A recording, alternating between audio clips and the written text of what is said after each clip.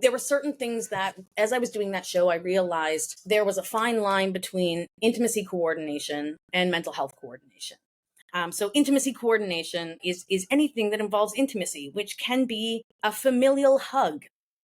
Hey guys, welcome to Leave Average for Joe, presented by Briggs & Co. I'm your host, Briggs Gibbons, and every week we dive deep with guests who refuse to settle for ordinary.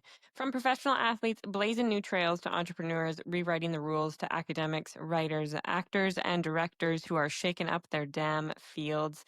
These are the people living life above average. Here we explore the unknowns, master the art of not giving a and discover how living authentically can make the world a better place.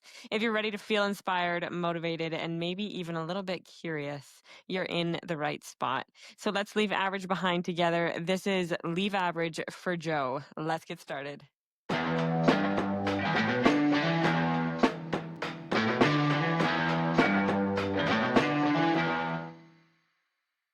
I've heard such great things. I want to know so much about your background because of what you're currently doing right now as a profession is like so cool to me. And Yeah. I know very little about it, and a lot of the listeners will know very little about it. So I'm really excited to get to know you as an individual, your background, and then also what you do in your profession. And so if you could just give a lowdown what you do professionally right now, and then we'll just start to go from your background all the way to current-ish. Yeah. Sweet. All right. My name is Aryn Mott. My pronouns are they, them. I'm Canada's first certified mental health coordinator, and I'm also a certified intimacy coordinator. So I work in film and television, both in advocacy and choreography, and also like liaisoning, so having conversations with different departments. And that's in terms of moments of intimacy, kind of like a stunt coordinator does. And then a little bit different, obviously, because there's intimacy and not stunts. And then also in terms of storytelling for mental health depictions or mental health challenges, and then also just mental health and wellness on set for cast and crew. So that's kind of the long and short of my job. I'm also like a writer in terms of I have a book that comes out in August that I'm part of, and then a full book that comes out in January about mental health and wellness in the entertainment industry with Routledge. Yeah, I'm also a dog parent, which I think is very important. And then I teach at Vancouver Film School, and I also teach a SAG-AFTRA intimacy coordinator training program. Wow. And I think last is I'm wrapping up my master's in counseling and psychology, where I did a focus on the psychological and physiological impacts of performance on the body. I think sometimes when I say all the things out loud that I'm doing, I'm like, wow, okay, you do a lot, little human. Right? It's those moments when you catch yourself being like, can I just add one more thing that I do as well, and that I'm learning and that I'm working towards getting? And it's 100%. people like you though that I want on the show, because you can do whatever you put your mind towards. And also, like, the world is a better place when people do things that they are genuinely passionate and curious about. It's just like, Yeah. the world operates better when people do things like yourself that align with their values, with their mission personally. And then as a profession, for you to be the Canada's first mental health coordinator for TV film, it's incredible. So congratulations. Yeah. Thanks. We need so many more. I wish. Yeah. I always wish say we to had make so many more. myself less nervous in space when I meet new people. I've totally done some research. Not that everyone needs to know this, but on you. And so I reflect that back in terms of like you doing things that you're really passionate about and trying new and challenging things. So I also maybe it is important for people and listeners to know that it's like, yeah, that's your value of interviewing people, but you also, I feel like that is how you lead your life as well. So I'm just popping that in there. Thank you from the bottom of my heart. I appreciate that. Look, let's go back. Let's go back all the way, because why not? Yeah. To where you were born and raised. And obviously if there's bits and pieces that you're like, nope, don't want to include that, that's totally fine. You can like skip over lily pad over to other chapters in your life. But I do like to kind of get a better understanding of how people got to the places that they are, because it's not out of magic. And so I think a lot of it is because of our background. Most of it is. So yeah, give me like early childhood and then adolescence and how you kind of broke into this wild industry. Yeah, right. At childhood, I was born in Edmonton, Alberta. So I'm a prairie human born and raised. Yeah, right. Raise hands in the air. I Yeah. think it gives us a great sense of hospitality and kinship. I know there's like some things about the prairies that people are like, but I really think there's a prairie hospitality that exists in that. But yes, I was born in Edmonton. My parents are from Montreal, so like from Irish immigrant families. And so I feel like that kind of played into my childhood, just in terms of like cultural importance and certain things. But I have an older brother. He is a year and 13 days older than me. So we're a good Irish family that way, that we like one then the other. I was born at a month and a half early, and I think that's always something funny to think, fully Wow. baked basically. But again, that's kind of how I've led my life, where it's just like I'm up in the morning and it's kind of like I don't know. I just have an energy that is very similar to how I was born. So I think that's always fun. Um, I was always like outgoing. My mom played guitar to us all the time and would sing us to sleep with my dad. And so music was always in our family. We always had a piano.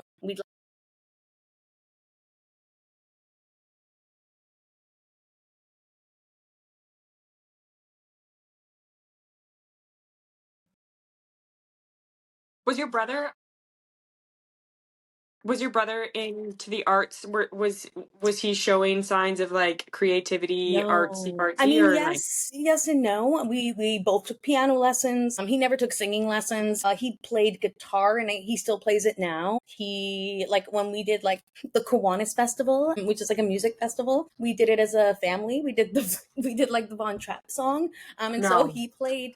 Yeah, we did, and there was four of us. Yeah. Anyway, it's just so very, very, very tender. He played piano for that. So Is there recordings of he this? This is embraced it. legendary. This is legendary. I What hope a so. I family have no outing. idea. Like, who Yeah, thought right? of that? Who thought of that? Let's enter into this. Yeah, I think it was like my brother and I were doing competitions, and my parents were also taking singing lessons, and there was like a family group, and yeah, I was in Sherwood Park, and then we got to go Oh to my like the God, I love festival in this. Edmonton. Yeah. Okay, cool. But it's Okay, funny I because just we needed say to, Von Trapp, yeah, because like that song, I needed to sidebar. I needed to just like take a no, second I think there that's to acknowledge important. that. Yeah, Okay, okay. And so then you started, what was your first like bit of, theater. yeah, yeah, like Yeah, where like did theater that world exposure. come in? So yeah, so I just say it's funny that Sound of Music is the one. So when I was 5, I did two shows. I did The Sound of Music, where I fell asleep on stage once because I played the littlest one, and she falls asleep on stage, and it's not late at night, and so I fell asleep. And the second show I did at Stage Polaris, which is no longer existent, but like was such an important part of my childhood, was called How to Eat Like a Child. And I Hmm. vividly remember eating McDonald's French fries on stage and wearing a big pink frilly dress. And I thought, like, this is the job for me. So I've never questioned a job in the arts from that moment forward. I think it is definitely like ebbed and flowed in terms of what path it kind of takes or where the Right. focus has been. But no, as a kid, I was like, there was something about that, and then collective storytelling, and obviously like it means so much more than that now, but I mean the collective storytelling still exists deeply. I think that's why we do this work, especially because I didn't ever think I'd end up in film, and so I think we never get into this work for a paycheck if we're in the arts. Like that's not something that they're like, all right guys. And so I think folks who end up here are because of a deep love for what we do and a need for storytelling. And I know we'll hop into the like Yeah. future or the now later, but I think it's again one of the reasons why the ebb and flow of my job is still so fulfilling in the same way. Like I've never my job now is as fulfilling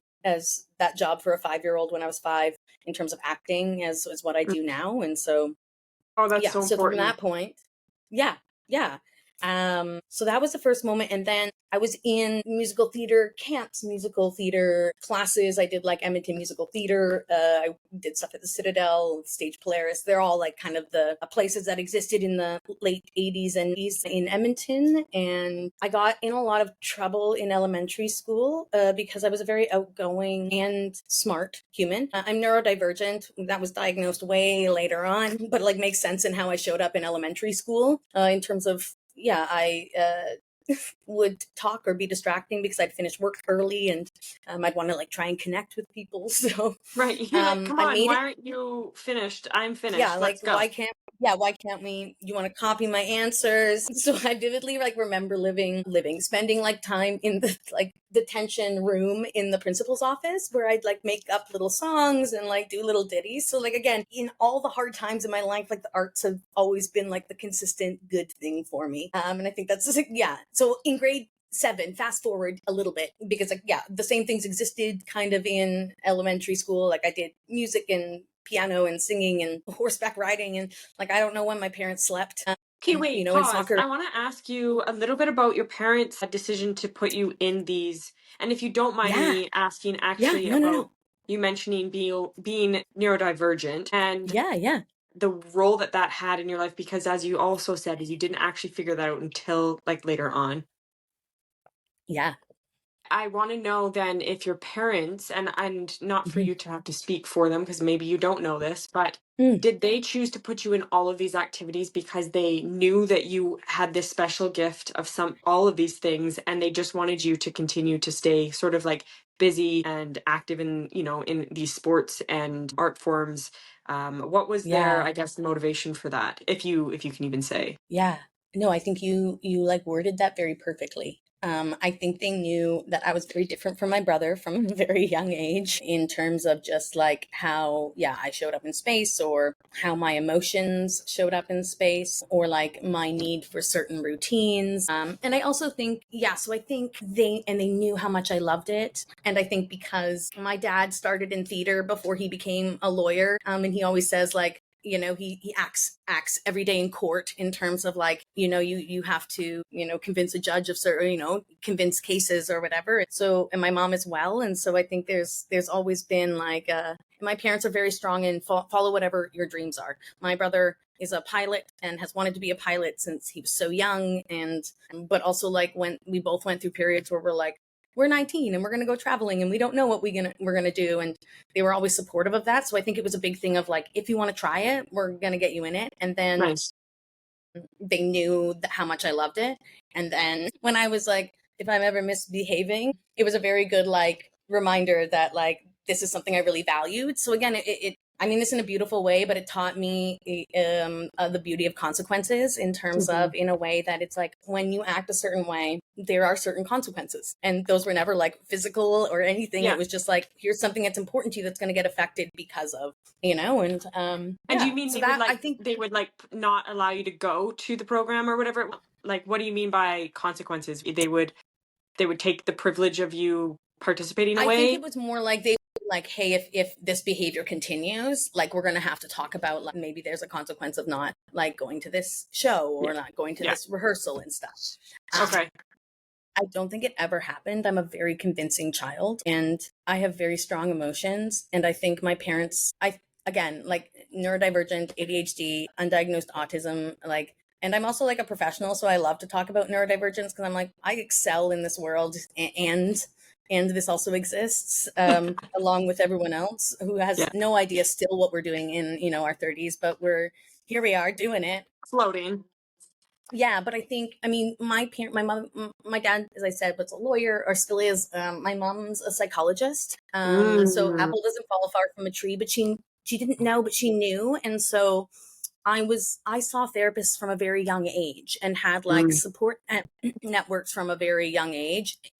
Uh, Again, like eventually once more and more things got unpacked, there was more clarity involved, but they definitely had, yeah, they knew that they had a child who just navigated the world differently yeah. than how they knew. And we were in the 80s and 90s, and ADHD especially was a very like white boy diagnosed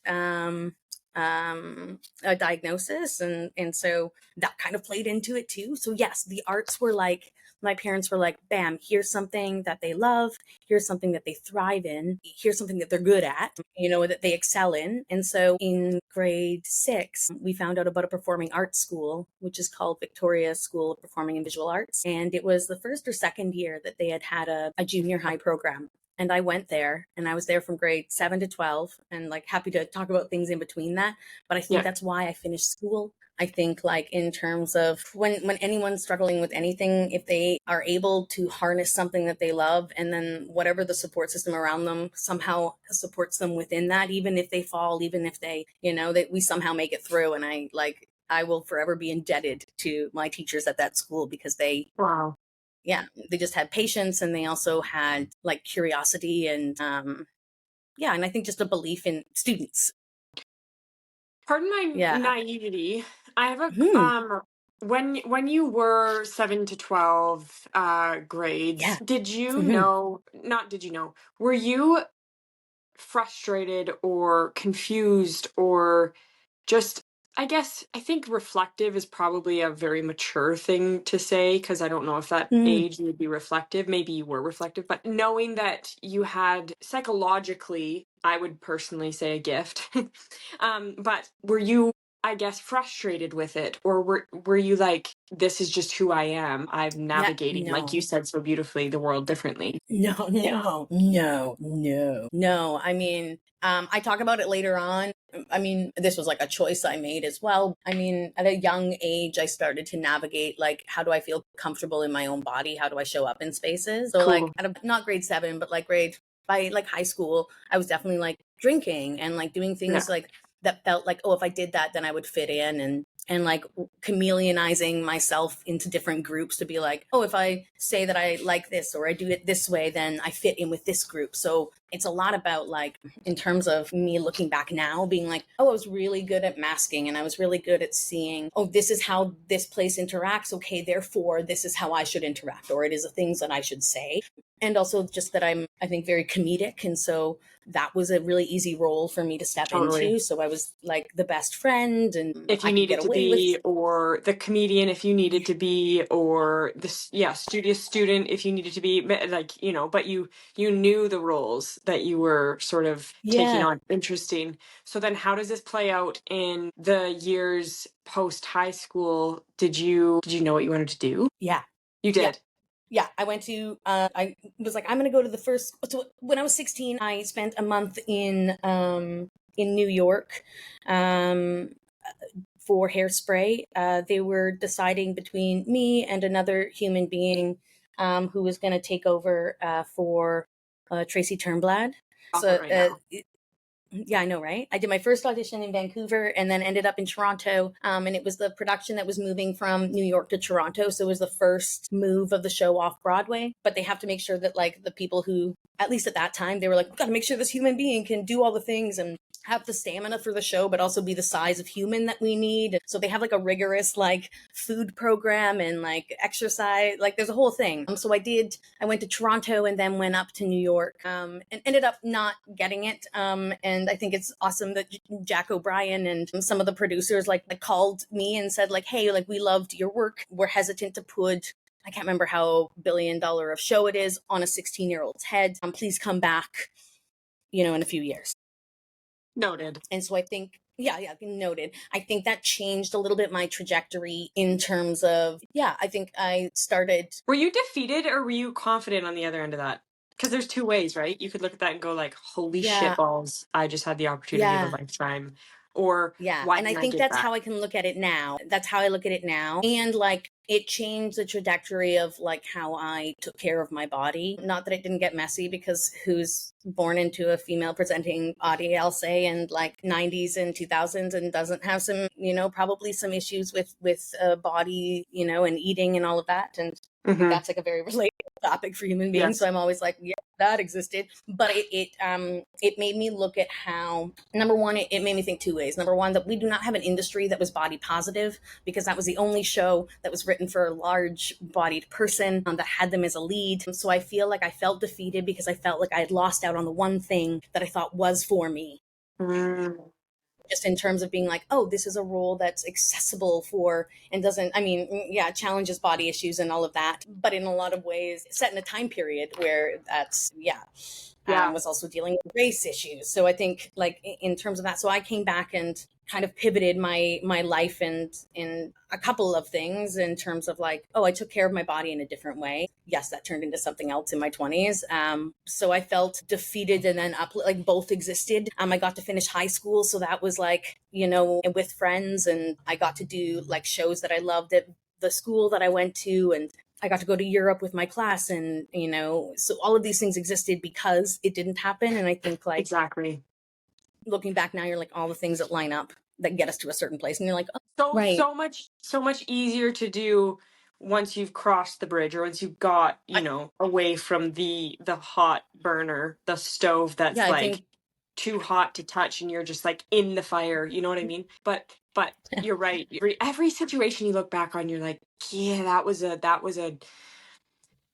either a like hard stop and like complete beeline, or like complete take a left turn, or it's just like, okay, this is an interesting, you know, situation, and there's two ways I could go about this. How should I go about that? Like, I yeah, feel like there's situations in our lives where we just look, and when we're in the moment, we're like, "Ugh, I need air, I need to come up for air," and then like life happens, like a choice was made, and then on the back end, you're like, oh, that's why that yeah, choice was made. Makes sense. yeah. Makes so much easier said, you know, on the other end. I think that's why like that sentence, like in hindsight, Yeah, yeah. exists in so many different contexts. Cause it's like, oh yeah, absolutely. In hindsight, I should have made, or I noticed something in my body and I should have done this other thing. Or in hindsight, that like, wow, that was so hard to get through. And now that I'm at the other end of it, like, yeah, it was still like a rough time. And I see where, you know, I got so uncomfortable that I had to grow. And like one of my favorite sentences is like, there's no growth in comfort and no comfort in growth. And I heard it from someone when I was in Scotland, and I was like, yeah, that makes a lot of sense, where it's like, and I don't think that like, I just think that like there'll be challenges. And so, yeah, it's navigating through those. And yeah, in hindsight, And I think definitely. I applaud you for like at such a young age being confronted with that, because let's be real, not a lot of people have that opportunity presented to them. I mean, you obviously worked hard to get yourself there, but and so and at a young age to have that's a crucial moment in the developmental years, right? So that's a heavy thing to wear at that age. And so now you've said that you were able to graduate from Vic. Yeah. Talk me through like years out of high school, where your Yeah. journey took you. Yeah. I was like, I'm going to go to the first place that I get accepted to. And so I went to Red Deer College, which is like just far enough away from my parents, but they had a great theater training program there. I was there for 2 years and met people that I'm still connected with today. But I always knew I wanted to go to the University of Alberta for their BFA acting program. It was just like growing up on the stages in Edmonton. Those were the performers who I was just like the depth to their performance. And so I was curious to see what it was that they had learned at this place. And so I took a year off in between those programs, and I worked and I traveled and spent 6 months in India. And Wow. yeah, I saw like Wait, Shakespeare pause. Why in India? Hindi. Yeah. What made you go there? Yeah, my pseudo, one of my, so my parents came from Montreal, and so we had no immediate family within Edmonton. And so we had chosen family all growing up. And one of my pseudo aunt, Evangeline, grew up in Calcutta. Her parents worked with, I think, the Salvation Army. And so it was always a place that I was really interested in and had heard so much about. And um, long story short, a car that I had just purchased went in for some work. Someone in Alberta abandoned a truck beside it, the truck that they had stolen. Anyway, I got some money because my car got burnt, and I was like, "Mom, we should go to India." And My so we car went, got and burnt, therefore one-way ticket to India, obviously. one way ticket to India, 100%, 100%. But I wasn't going to school, and it was a place we had always wanted to go, and so yeah, we went, and Wow. yeah, and I always say it's the trip that taught me that you can have nothing and still have joy in life. And then it's the trip that like brought me back, I think, for me to be like, my mom's a human being, not the person who like punishes me or makes me, do the things I don't want to do. And I think part of that exists when you're in a space where you are the two people that speak the same language fluently. And then you're just seeing, you're like meeting different cultures and having different experiences together. And I was like, yeah, so I just feel like that was a moment where I was like, oh, my mother is like a human being, and I learned a lot about I think like grace and humility. I think we don't realize it often when we grow up in Edmonton, Alberta, and I was middle class, so I like totally acknowledge certain privileges, and so I think yeah, it was a place I always wanted to go, and I saw like the sunrise over Mount Everest, and like I saw the Dalai Lama speak in like the Himalayas, and saw Shakespeare in Hindi and Punjabi when I was there, and saw like a Bollywood film being filmed in Mumbai because they're always filming. Yeah, and I would go back in a heartbeat. I think people always say like you'll leave there changed, but it's often either you want to go back or never. Yeah. Yeah. So again, I think traveling has, and I realize like the privilege of getting to do traveling and that. But that has certainly shaped and something that my parents were always really adamant about and supportive of us doing. So Yeah, good. yeah, I love was that. like, I love hearing when somebody can testify to the benefits of traveling for just the human experience. Like, oh yeah. It reminds us, like you said, that your mom's human, but also that everyone's human beings, and that's just it. We're just all human beings, and we've decided to do things professionally, and not everything's so dire need, and you can have very minimal to be happy. It's like it's just these reminders when you expose yourself to different cultures, to different areas.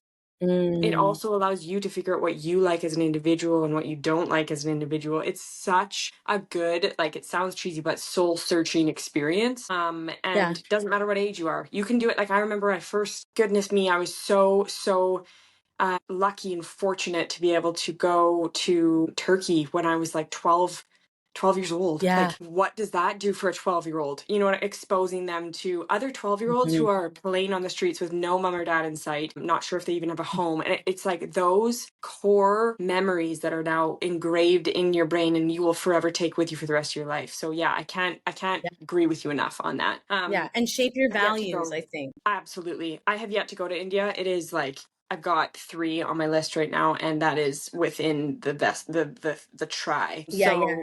I'm super stoked actually. I'm actually, my partner is East Indian, and so we want to make it a trip sooner rather Yes. than later. But yeah, so then take me now to, Yeah. you came back from India, and Yeah. what are our choices here? I hopped into a 3-year BFA acting program.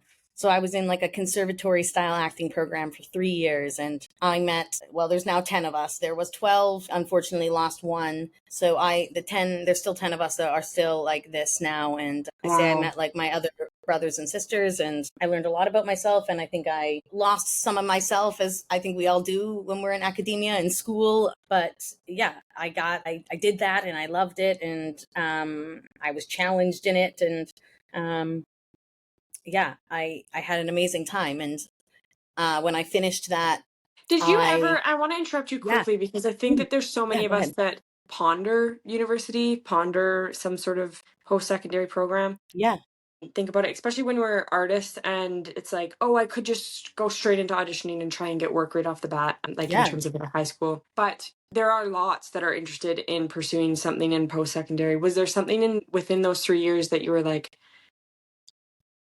should I finish this, or should I just like take my luck and go elsewhere and audition or move? Or was it like you were with that core group of 10 people, you were with professors that were giving you all the tools that you were looking forward to getting?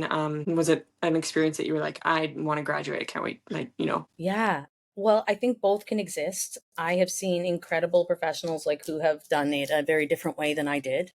And so I always think it's like kind of what works best for you.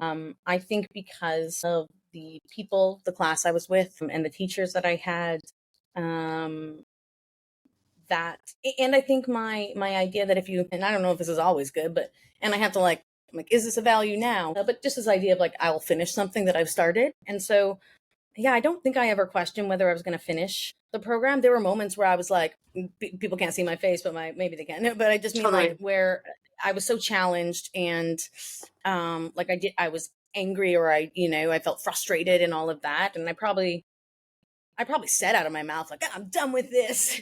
But again, I think those are like most emotions that I've realized, like it's quite fluid. And if something ends up being like the truth, it will play itself over and over again often. And so at least I've learned, if I'm not listening to something and it's true, like eventually it'll just keep going, and then I'll be like, oh yeah, that's right.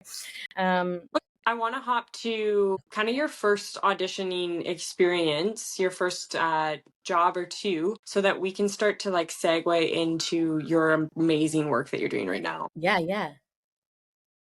So talk me Do you mean through, my yeah.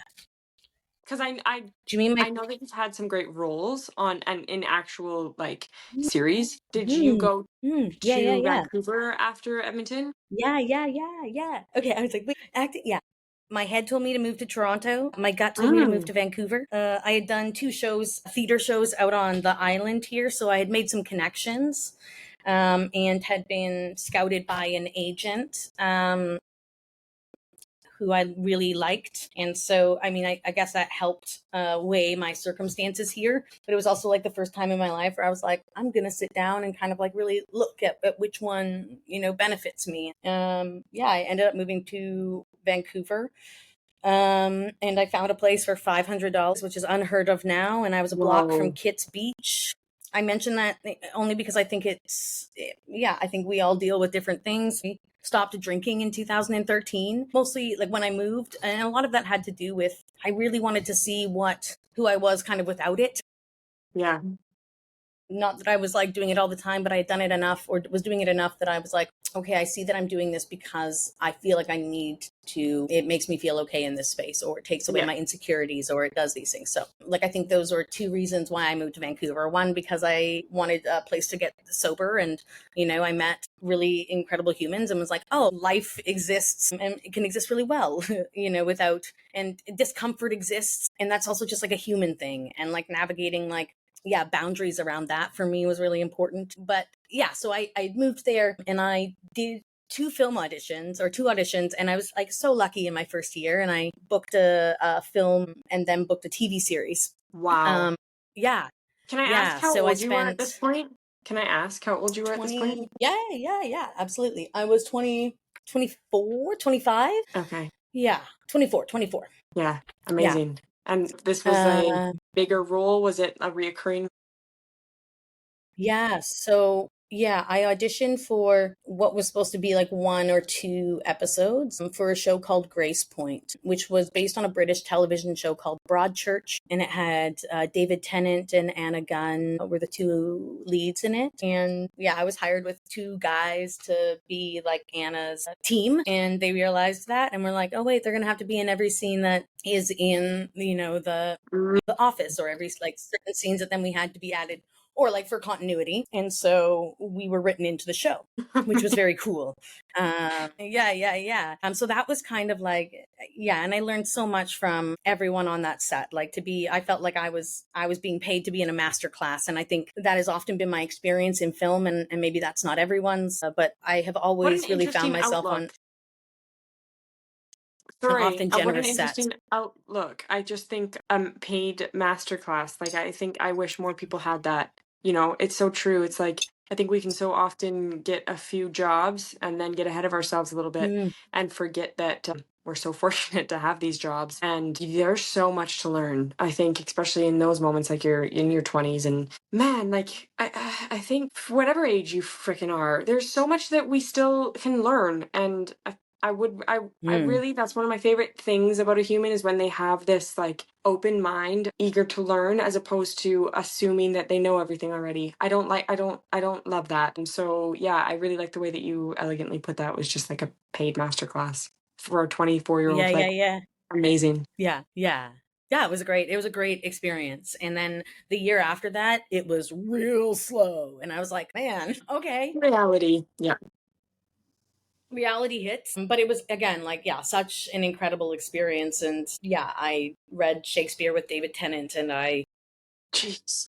celebrated my birthday with Anna Gunn, and there's just things. And the cool thing is that like for me, I have to do very little research on people that I'm working with when I'm doing like conversations and stuff. Directors I'll do, but performers, when I'm working with them, kind of in any role I take, I'm like, the less I know about you, the more I can just look at you as a human. And so that was like, I think something that is just like, we are, and I teach my kids at VFS, it's like we have so many roles, like we are not just performers, right? Like I'm a dog parent and I'm a baker and I'm a coffee lover. And so I think the less sometimes I know about someone in terms of hierarchy, more like roles or like that. So it was a really beautiful experience. And then I knew who David Tennant was, obviously, but I didn't know who Anna was, and I didn't know who some of the other performers were. And I think it, again, creates a level of authenticity for me, because I can't connect with someone if I'm like, I think, yeah, it just in a certain way, if I think Just there's like this, preconceived thoughts or whatever it may be. Yeah. So now I want to pick your brain a little bit about how you became so interested in the brain. No, yeah, I'm so interested in your line of work right now, and so this isn't to like skim over any of the no, I love it. incredible Skim projects that away. you've been a part of, but I want to ask you about your pathway to what you're doing right Yeah, now, how this came about. yeah, Maybe take me back to like when you started to set your mind on kind of pursuing this. yeah. I'll sprinkle in that when I was in the BFA, I realized that I didn't have enough credits to actually get my degree. And so I had to take additional courses. Those additional courses I decided to take were much more like not art orientated. I took one in neurological development and early childhood education, and some in nonviolent communication. And so those were in my pocket already. Oh. In 2017, years, right? I think it was that year. I performed in a musical called Little Women, and that's when I was introduced to the role. And I was introduced to it because I was an actor. The director said, the other performer and I were like, we're gonna kiss. We'll do the kiss in this run. And the director said, well, we're actually gonna talk about it and like who leads it, and who initiates this kiss. Why is it happening? How do the characters change afterwards? And I was like, I'm sorry, what? Okay. And all of a sudden, I was like, this is such an integral element of storytelling that I have never considered. I've also never considered my boundaries. I loved my education, but we were definitely in a yes and mentality, and that where we're not really looking at our boundaries or what we're maybe okay with doing or not okay with doing when we were training. And so I was like really startled by it and then fascinated by it. And so I immediately jumped into research, and it was very new in the field. Like it only started started by Tony Asina, who wrote a paper a few years before that about intimacy and stage combat. So just kind of looking at like, hey, how do we have this for stage combat, but not for intimacy? And then the Me Too movement happened, and we realized a lot of things that, I don't know, for lack of a better word, that we could do a lot better, and safeties and protocols and all of these things. So I found a couple of different training places, one in the US, one that had some folks who were working in Canada, and then one in the UK. And I started taking classes and like online or in person, and then like additional classes within that. So mental health first aid, and more in terms of like nonviolent communication or bystander intervention training, all of the other credentials that kind of round out our work. And within that, I still continued to work on set as a performer. And in 2019, I joined a group of folks. And then when the pandemic hit, this kind of when I started to emerge as an intimacy coordinator. So my very first professional job was Shogun, which happened in 2020. Anyway, was Shogun. And that was kind of where I got my first, and I had done some mentoring beforehand, but my first kind of on-set experience of intimacy coordinating. So working with a production in terms of finding out what, a director wants to see within a production, and then meeting with performers privately to discuss their boundaries, So can and I help ask then create. Mhm. to rudely barge in, for intimacy Yeah, coordinators, are they yeah, brought in to the project? Well, I should just ask, at what stage are they yeah, brought in? And maybe that it's different for every production, but yeah. at what stage, for example, was Shogun brought in? Yeah, so we went to camera in September, and we were brought in I feel like maybe July conversations started to happen, but Okay. August we were kind of brought in. It was a very quick turnaround. It depends on productions. I chuckle when you ask that question, because it really does depend. And a lot of times it's a later thought, which is just like, again, I celebrate folks being like, oh wow, we have an intimacy scene in this next episode, we better get an intimacy coordinator. Or because again, it's not something that people have experience with. And So so I'm I so curious, and this yeah, is me asking away again. I'm sorry, no, but I ask want to away. know, I love it. for people that like are are not even in the industry at all. Yeah. Intimacy Yeah. coordinator, what is their extent of, so at what point is it like, oh, this is intimate? Is it physical touch and that's Yeah. it? Okay. Yeah. Okay. Well, it very much depends. It depends on the performer in terms of what they're confident with and when they want to be there. So one of the reasons I went into mental health coordinating was because when I was working on Shogun, I flagged scenes that were with babies. So scenes that involved people holding like small babies. I flagged it for not only the baby and considerations around care and all of that for the child and our rules for working with babies, but also with performers of being like, hey, are you confident holding a baby? And like, hey, this is a really challenging scene. What's going to support you while holding this baby who may or may not be crying when you've never held a baby before and you're wearing silk garments? So again, just certain things like that, or Wow. so that there were certain things that as I was doing that show, I realized there was a fine line between intimacy coordination and mental health coordination. So intimacy coordination is anything that involves intimacy, which can be a familial hug. So if you're working with kids and they're working with an adult, making sure that the kid's confident or comfortable with a hug. Maybe if they can meet the person beforehand so that they're not meeting each other on the first day that they're working together. Things that help kind of like prepare our nervous systems. But yes, of course, like intimacy in terms of like kissing and simulated action, because it's all fake on the work that we do. So it's choreographed. Our bodies are in different positions. So I would say we're involved in familial intimacy, kissing or simulated intimacy, and then nudity. So if folks are in a state of undress or their character is in a state of undress, then we're involved in that as well. And then some of us, dependent on the training, come in with like flags for like a heightened emotional content. And it was kind of within that work that I realized, so that's a little bit different than intimacy coordination, because it's doing, yes, it's involving body, but it's also much more mind, like psychological care based. And so, and at what stage now, because you're Right. in the works of now the neurological science, I guess, behind coordination on sets and stuff. So I want to know about how you have managed to kind of couple them, but also disassociate, because there's still intimacy coordination and then there's now mental health coordination. And so I would love for you to speak towards the progression from intimacy coordination to your mental health coordination. Yeah, great. So it was during that, my first kind of year as an intimacy coordinator. And at that point too, the team that I was with, we built a SAG-AFTRA, which is our American Union training program.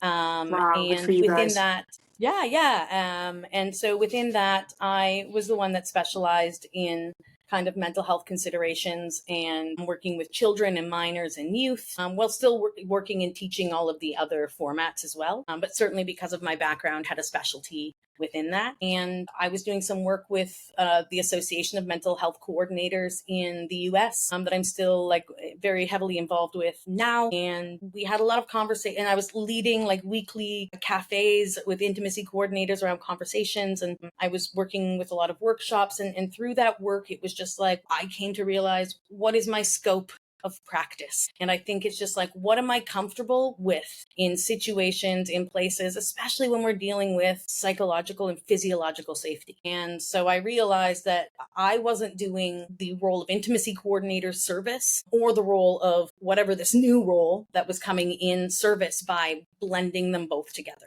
Because our training as intimacy coordinators does not give us the training that I got as a mental health coordinator or with my past training. So I think it was a way to really honor the differences and then just be really clear kind of what lane I'm in, and not that, the two lanes don't diverge sometimes, but I had to create an awareness of when they diverge as well. And, depending on the content or whatever, am I the only person who would be required to be there? Or am I trying to wear two hats for the price of one? And they're all just important things in terms of, as an advocate, where does my hat sit? And as two roles that are so new in the industry, how do you make sure that what you're offering is in line with those? Because again, we have a due diligence to, I feel I do at least, and I think other folks do, to our performers that we're working with. And so, it was really important that way. So I certified with this program in the United States,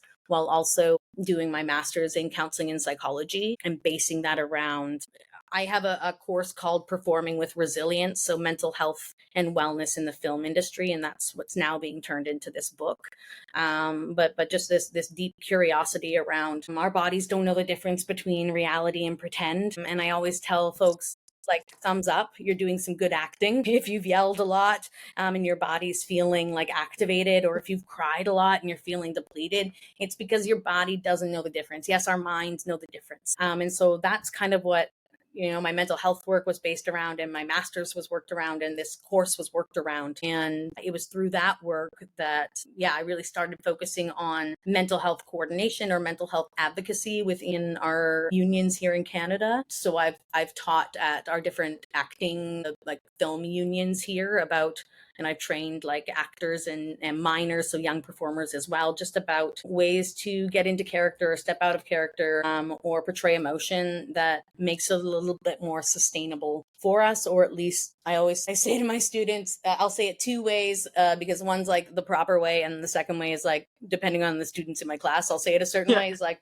I want you to be as invested in the character as you want to, or I want you to get as fucked up in the character as you want to. And I want you to know that you have a way out. And if the tools that you have to get out aren't accessible to you, that there's then other support. And I think part of that came out of, we have come so far as a society in terms of psychological advances and medical advances. And I think we've all there are these great, challenging, I won't say great. There are systems in place, often of great benefit with some messiness inside, but these systems are in place. And now we say, hey, this is an individual in front of us. And we all come with different lived experiences, and we all come with different strengths. And so, part of mental health coordination is acknowledging that and letting there be space for it, or letting there be clarity with that. And that's for not just performers, but crew, in having a knowledge of like what kind of scene they're showing up for, and having, the capacity to say yes or no to it. This idea of consent, it goes both ways. And so I think that's kind of where that whole trajectory moved. And then within that, it was just like, I just couldn't give up. I couldn't stop. And I think one of the questions you asked, or you front loaded, was like, what are the things that like push you to be beyond average? And I think like part of that is just like, I know that art can be transformative. And I want to create spaces where that can happen like authentically and also like sustainably. We look at, I think any industry can look at it, but we look at just like the mental health numbers of challenges within our industry, and we think, hey, like how can we show up, or how can we have support that shows up differently? We have first aid. First aid's there in case someone gets hurt. And I think we're slowly starting to see stunt coordinators are there for stunt coordination. Yeah, it's preventative. It's not necessarily to clean up the accident in the back. And it's also, I think we've seen a lot in our industry, representation of things that, I'm wondering now, just my brain is thinking in terms of, now listen, I'm not for this. It's just a thought that came up. Budget-wise, because we all love a budget, are you seeing friction towards the role that you have created? Or are you seeing open arms, let's bring more on set for the actors that need it? Both. I think a lot of things, I think both. I think once people have an experience of it. So I've been on six sets specifically as a mental health coordinator, and all of the people will be like, I will never not have one. Whether that's because of, again, representation in storytelling and representing whatever this is that we're talking about in a way that is actually authentic. So like, I think there's just such a balance. So we did have a little technical difficulties. Yeah. But we're back in it. We're back. I want to segue a little bit into your incredible actual tips and tricks that you give people for literally calming the nervous system, or however you want to call it. I'm actually just want to be a student right now and take all the tips I can get. So give me like your top 3 maybe. Yeah. Okay. So I think my number one thing to say is, so after you've received the information and then you're like, wow, I need to support my nervous system in re-regulating. So maybe it's like something really frustrating has happened at work, or like I came into this work from an acting perspective, so I teach it that way. But as a human being in 2025, regulating ourselves is very important. So it started because I needed to do it for myself And I was like, I want to make something that I do daily that informs people about this, because I think when we understand our brain or science, like, it can make a huge difference. And so the biggest thing I think that I love is that, like, our nervous system, when it becomes dysregulated, we have this thing called our vagus nerve. And it's one thing in our body that is directly linked to our parasympathetic nervous system. And that's like the nervous system that helps us re-regulate, or helps us put us back into a place of safety or regulation. And so when our body becomes activated, a really great way to cue our body back into the threat is gone, or the threat isn't here, or whatever, is to use something that stimulates this vagus nerve. Its only job is to regulate your nervous system. Its only job is connected to your parasympathetic nervous system, and it can be activated from your head all the way down to your pelvis. And like, you can also do certain things with your legs to help regulate. And so I think finding access points that work for each individual for those is really important. One of the ones I love to do, and it's really simple because no one would really know that you're doing it, is if you take your like index finger and your thumb, your pointer finger and your thumb finger, and you just gently grab the side of your ear, and you kind of like pull it down towards your earlobe, and you kind of do a little pull on your earlobe. And you can kind of just like gently do that. And if it works for you, like taking some like mindful breaths. I always let folks know when we're trying to calm our nervous system, longer exhales are really great, because again, a simple way that I share it with folks is you're finding things that if you were running away from a saber-toothed tiger, you would not be doing. So again, like the stressor or the thing that we're in fear of or whatever it is, saber-toothed tiger. And so we're finding ways that tell our body that, hey, it's not there. So when I'm gently stimulating my vagus nerve and rubbing my ear and taking an inhale, but a longer exhale, my body is like, wait, I can't be doing this. Well, this exists. And so it's a way to reconnect our mind and body. When we get overwhelmed or we need to re-regulate, it's that this like awesome thing called our prefrontal cortex has gone offline, and we're back in like survival mode, or we're back in a way where we're trying to gain safety or something. And so I always say, if we can find certain things that bring us back. I love uplifting sour candies, and it's a technique that has gained like some popularity, I think, across the internet in the last year. Is if you're having a panic attack, or if you're feeling really anxious, a sour candy in your mouth, again, takes your mind, it distracts your mind, puts it on the sensation happening in your mouth orally, puts it in the sensation of the sour hitting your mouth, and again, helps cue your body into, I'm here where I am now. Whoa. I can't have complex flavors in my mouth when I'm experiencing high levels of stress, when I'm feeling like I'm in fight, flight, or fawn or freeze. Like if my nervous system has become activated, which again, it's like a lot of times we can't help that. It's an autonomic nervous system for a reason, because if it took its time, the saber-toothed tiger would get us. And we've evolved so far beyond the saber-toothed tiger, but I always use that as a metaphor so we're not like using a lived experience of someone. I don't think most of us have met a saber-toothed tiger, but just that idea of when our system becomes worked up. And I also, so sour candies is one that I love. And then if it's accessible to you, just hot or cold water. And whether that's like running it on your wrist, or like a cold compress on the back of your neck, or a hot cup of tea. Again, things that say to your body, hey, wait a second, I'm drinking a cool, like a warm beverage, or a cold beverage, or I'm feeling cool pressure. So again, when our body goes into an autonomic nervous system response, that's not happening, right? Like our whatever it is that we've gone into, our body has activated itself. So maybe our heart rate's up, or our blood pressure's up. Our eyes have like, we're focusing on, is there danger? So there are just certain cues that we can use that say, whoa, I say trick. It tricks our body into being like, wait a minute, wait, what's happening? And so I just think, it's so powerful in terms of, I think as human beings, we're often taught to walk around with our strengths and like don't show weaknesses and all of that. And I think like science shows that our nervous systems don't really follow that. And so finding ways to like be gentle with it, or be like, I always think of it as like, it's still the body I had when I was a kid. And how would I like speak to it or whatever? And like, wow, I'm feeling really stressed out. Like, maybe I just need to do some breathing and be like, hey, like whatever it is. And so I do like daily ones on TikTok and YouTube, and they're always focused around like a regulatory tool or something along those lines, in terms of how we can support ourselves, either as performers, as crew members, as I always say, hashtag human beings navigating 2025. Because again, I think it's our nervous system happens to give us information that way, but there are certain things that we can do that help replenish that. And I also think just knowing that I love that. Like, I really love the applicable tools that we can use, whatever industry we're in, because being anxious is something that will forevermore happen at levels, obviously, depending on the human, but you're never going to graduate from being anxious. And so to be able to have like actual tools.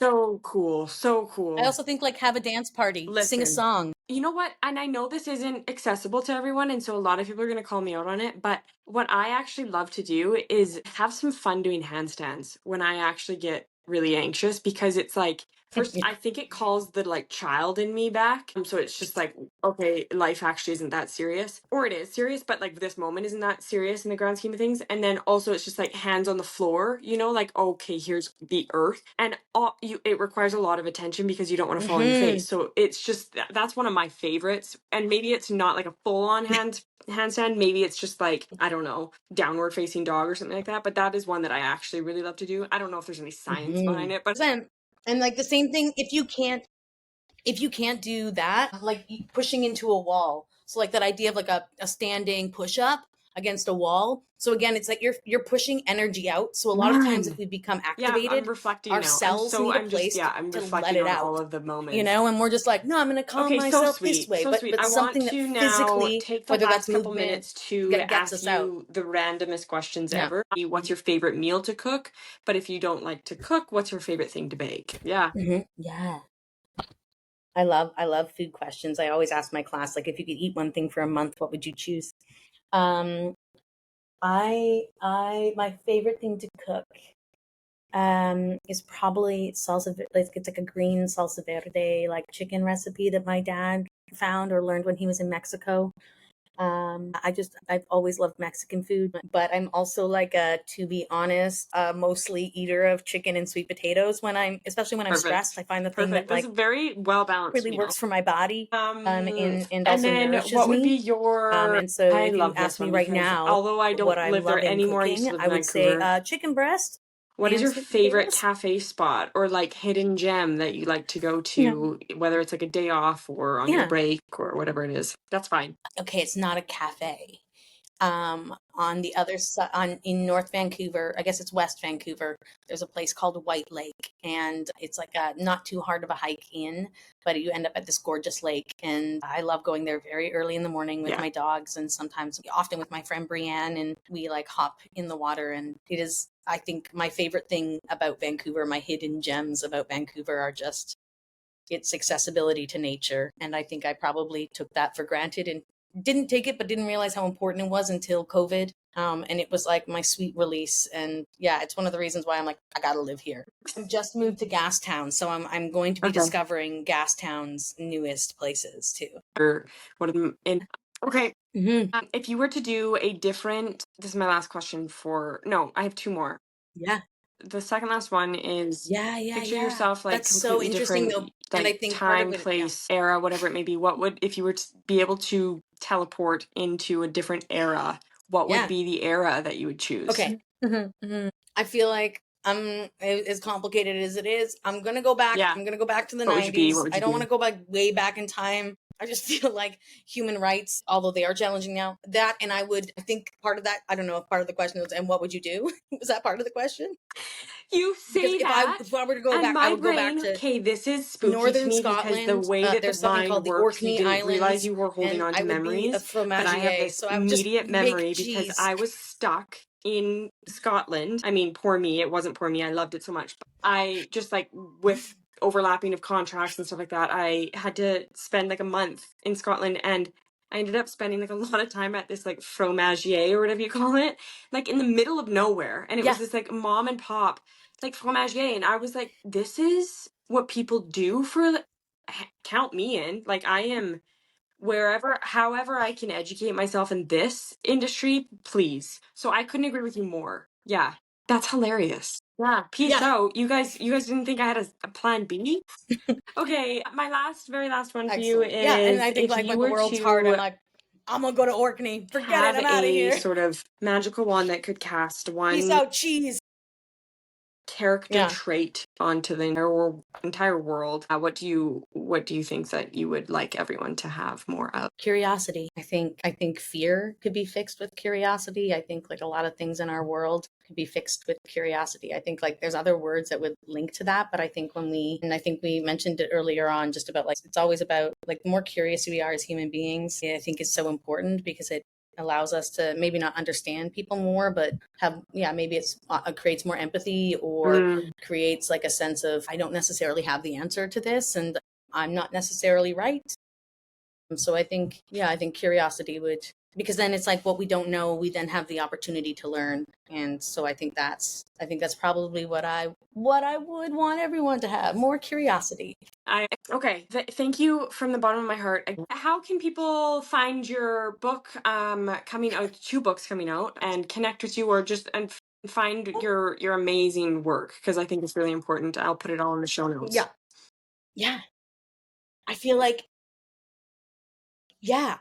at Van City IC is my like TikTok and Instagram hashtag. VanCityIC.com is my website. The books will come out. So there's one on a history of intimacy coordinators. So I'll be featured as the Canadian version of that. That comes out August 1st. And that'll be available 100% through Routledge Publishing and Taylor Francis Publishing. And then in January, my manuscript is due in November. So January is when it's supposed to be published and in a couple of academia programs. And it's called Performing with Resilience, Mental Health and Wellness in the Entertainment Industry. I have the utmost respect for everything that you're doing. You're carving a new role. You're I think bringing education in an area that needs it, and changing as deep as this is, it is deep work that you're doing. Changing lives. I think you're opening up people's minds to the possibility of feeling different things and not feeling so maybe trapped, even when they didn't even realize they were trapped or in a rut of some sort. So I don't know if you do, but undermine the value in the work that you're doing and keep pursuing it even in those times when you're like, what the heck am I doing? Oh man. Yeah. Thank you again. And yeah, much the same to you. Take care of yourself. Thanks for tuning in to this episode of Leave Average for Joe. If you enjoyed today's conversation and want more inspiration to live above average, make sure to follow us on social media at Leave Average for Joe. Don't forget to sign up for our Friday newsletter, briggsandco.ca, where I share 4 fascinating finds each week from the worlds of philosophy, business, fitness, and the arts. Straight to your inbox. It's about a 4 to 5 minute read. Super easy, super quick. Great way to kick off the weekend. If you have thoughts, questions, or just want to say hello, you can always reach me at admin@briggsandco.ca. Keep pushing the boundaries, stay curious, and remember, average is just the starting line. See you next time on Leave Average for Joe.